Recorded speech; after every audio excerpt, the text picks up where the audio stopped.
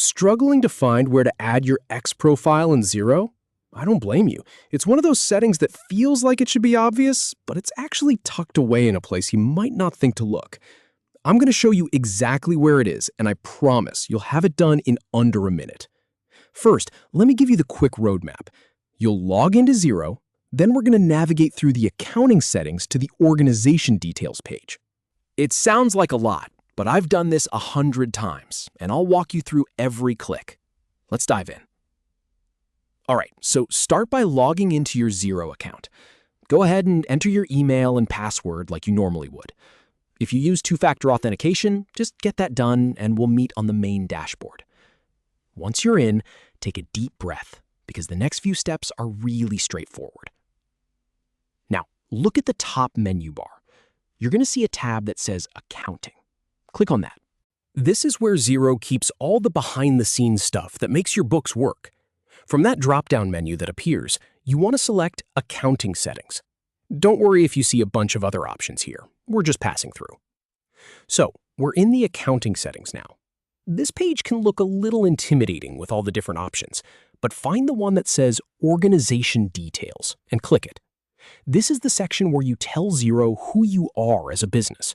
Your legal name, your address, your tax number, all of that lives here. And hidden in this section is exactly what we need. Here's the part where a lot of people get tripped up. Go ahead and scroll down the page until you see a heading that says Contact Information. It's usually about halfway down, maybe a little further. Don't just scroll past it really fast, though. Take a moment to actually see the fields here. So you've got your email address, your phone number, your website, and tucked in amongst all of that is the one we're looking for. Look for the field that says X or says Twitter, depending on how recently your version of Xero was updated. It's usually right after the website field or next to your other social links. It might be a small text box, so keep your eyes open. Honestly, it's probably the most overlooked field in the entire settings page, but not today. Now, here's where you actually enter your X profile. You've got two options here. You can either paste in the full URL to your profile, something like x.com/yourbusinessname. That works perfectly fine. Or if you want to keep it cleaner, you can just enter your handle without the full URL, just the @ symbol and then your username. Xero is smart enough to know what to do with it. Either way is correct, so go with whichever feels more natural to you. Before you click away, take a second to double check what you typed. Make sure there are no typos, no extra spaces, no weird characters. Because if you accidentally add a random letter in there, nobody is going to be able to find you. This is your business's official social media presence we're talking about, so let's make sure it's right.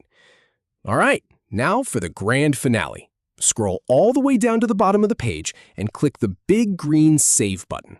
That's it. You did it.